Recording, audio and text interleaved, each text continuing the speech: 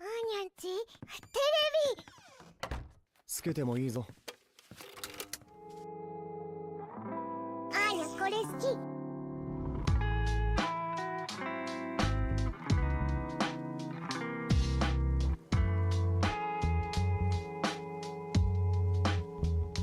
Salut mes petits ananas, j'espère que vous allez bien. Aujourd'hui, on se retrouve pour les news manga du mois de juin 2025. Comme chaque fin de mois, je vous fais un récapitulatif de toutes les actualités animées manga. Et j'ai commencé un nouveau concept, donc c'est posté à partir de lundi dernier, et ce sera posté tous les lundis, où je récapitulerai quelques petites informations de la semaine en 30 secondes, 60 secondes, en fonction du nombre d'actualités qu'il y a eu dans la semaine, tout simplement. Donc n'hésitez pas à aller voir, c'est en format short, donc je vous mettrai dans le lien en haut à droite. Vous aurez également la playlist de toutes les autres news manga, ce sera tout en description également. Du coup, je vais pas perdre plus de temps, puis on va commencer par les actualités autour des animés. Ce mois-ci, nous avons quand même pas mal d'annonces de dates de nouvelles saisons d'animés. Nous avons aussi plateformes de simulcast qui ont acquis les droits de certains animés, certains films, enfin bref. On va commencer par les dates de nouveaux animés qui sortent là à cet été. Nous avons Le Péché Originel de Ta Copie, la date a enfin été annoncée, c'est le 28 juin. En fait, on n'avait pas du tout d'informations comme quoi ça allait sortir en été, quand je l'en avais parlé par exemple dans ma vidéo animé prometteur de 2025, que je vous mettrai dans le lien en à droite, ou c'est la vidéo des animés de 2025, enfin je sais plus, l'une des deux. Ils en avaient absolument pas parlé de la date exacte, donc on a la date. Ensuite, c'est Kaoru Ana Warin to Saku, donc Bloom, qui a eu enfin une date, ça sortira le 5 juillet sur Netflix, et pareil pour City the Animation qui sortira le 7 juillet sur Prime Video. Ensuite, Netflix et Mappa nous ont partagé un trailer de la saison 2 de Ranma 1/2 pour nous annoncer la date, donc, et ça sortira également à cet automne 2025. Ensuite, la saison 4 de Tokyo Revenger a été annoncée pour 2026 et on sait quel arc ça adaptera. Ça adaptera l'arc de la guerre des Trois Cieux. Et enfin, on a un peu plus d'informations sur la saison 2 de la partie 2 de Diamond No Ace, donc Diamond No Ace Acte 2. En mai 2024, nous avions eu une annonce comme ça sortie de nulle part, comme quoi il allait voir la suite. Et du coup, ça sortira en 2026 et je vais enfin pouvoir sortir ma vidéo sur le sujet parce que je m'étais dit que j'allais faire une vidéo sur Ace of Diamond, mais attendre la suite. Pour la sortir, donc, je vais pouvoir enfin retravailler dessus. Je vous ai dit donc que des sites de streaming de simulcast avaient acquis des droits de certains films, certaines séries. Alors tout d'abord, on peut commencer par le film de Jujutsu Kaisen qui compile la saison 2, donc qui a été acquis par Crunchyroll, et ce film sera diffusé courant de l'été, qui sera diffusé également au cinéma en France si je me trompe pas. Et ensuite, ils ont acquis également le film Dragon Maid Kobayashi, donc la suite de cet animé qui était déjà disponible sur Crunchyroll, et ce film sortira le 27 juin. Et ensuite, c'est ADN qui a acquis quelques suites, quelques parties de Fate, notamment Grand Order, Stay Night, Wandering, Agateram et Paladin. Donc voilà, il y avait déjà certaines parties de Fate sur ADN, et donc vous avez la suite qui arrive. Voilà. Il reste deux petites informations, notamment une que du coup j'ai parlé dans ce que j'ai le format court des news, c'est Kaguya-sama Love is War. Nous avons un épisode spécial qui a été annoncé. Faut savoir que le film est sorti en 2022, donc le film de la suite de Kaguya-sama, de leur fin de lycée, et on attend depuis la suite. Et donc cet épisode s'appellera The Road to Adulthood. Je ne sais pas du tout de quoi ça parlera, je ne sais pas du tout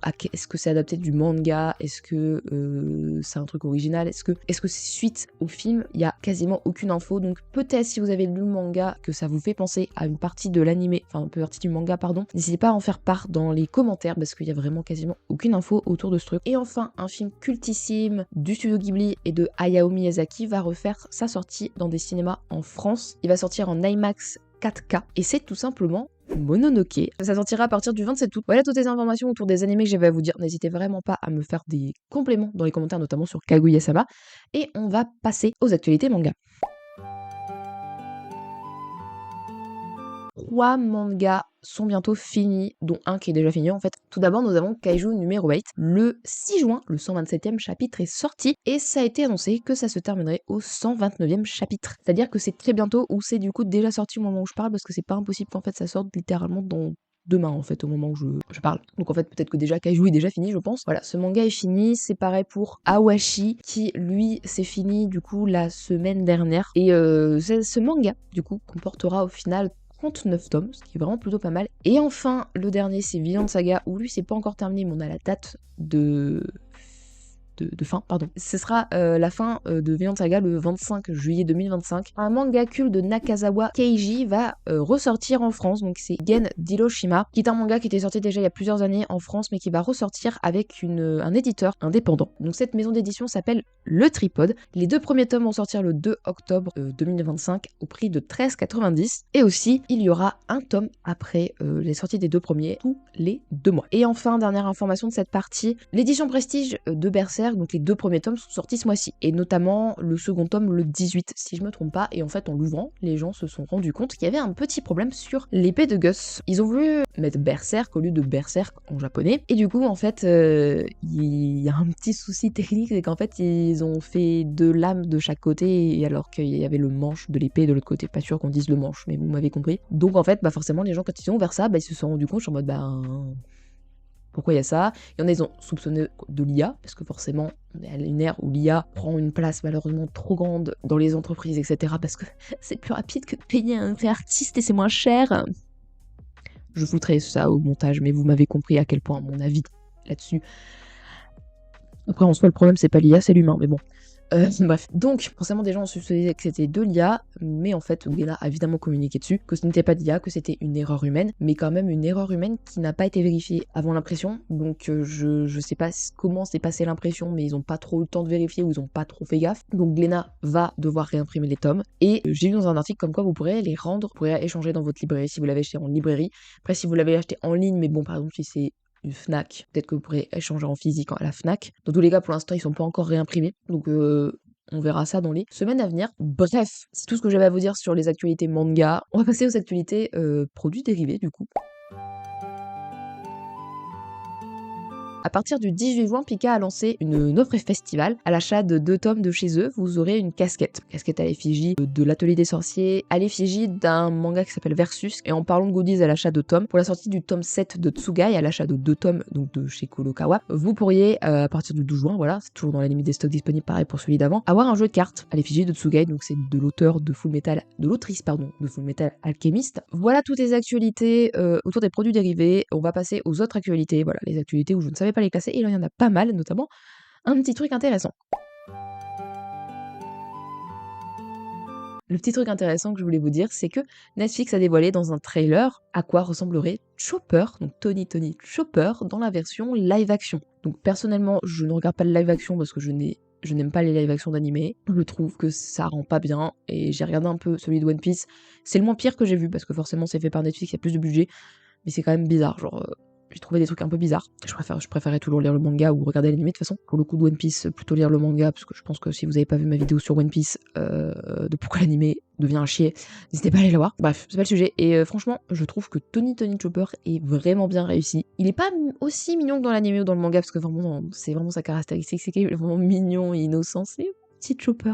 Il est quand même beau, mais il est pas aussi mignon que dans l'anime, donc je trouve ça dommage. Mais bon, je vous avais certainement parlé déjà de ce jeu vidéo il y a pas longtemps, Hunter x Hunter Nen Impact, qui est un jeu qui sera un jeu de combat avec les différents personnages de Hunter x Hunter, et il est en démo gratuite actuellement jusqu'à sa sortie qui sera le 17 juillet. Ce sera au prix de 59,99 quand il sera sorti. Et donc là, il est actuellement en démo gratuite, mais que sur PC, donc que sur ordinateur, sur la plateforme Steam. Voilà, je ne sais pas ce que donnera le jeu. De toute façon, je n'ai pas 59,99 à débourser dans un jeu. Après, il y a la démo gratuite, donc en soi, je peux aller tester le jeu. Si le jeu prend pas 50 Go, parce que sinon ça va être super long à installer, pour le désinstaller juste après. Parce que sincèrement, je joue aux jeux vidéo, mais pas aux jeux vidéo manga. Je joue à Minecraft, aux Sims. Je vous en avais certainement déjà parlé dans une vidéo il y a le manga il y a quelques temps. C'est le Kiyun Summer Festival ou Summer Fest, enfin Summer Tour je crois que ça s'appelle, qui est de retour cette année. Donc en gros il se balade dans différentes villes, vous aurez à l'écran toutes les villes et toutes les dates. Ce sera du 16 au 28 puis du 16 au 28 juin pardon, et du 6 au 9 août. Ce sera des activités autour de Frieren, les carnets de l'apothicaire et de Emma Shack. Donc voilà, vous aurez des activités, des goodies à gagner tout autour de ces mangas, voilà tout simplement. Et Pika fait à peu près pareil, va faire des activités dans différentes librairies de France autour de Blue Lock avec un baby-foot, des machines à pince, par rapport à Getche Gota et d'autres choses, et ça ce sera par rapport aux 25 ans de Pika. Donc c'est tout ce que j'avais à vous dire sur cette catégorie, et on va passer aux sorties animées du mois de juillet.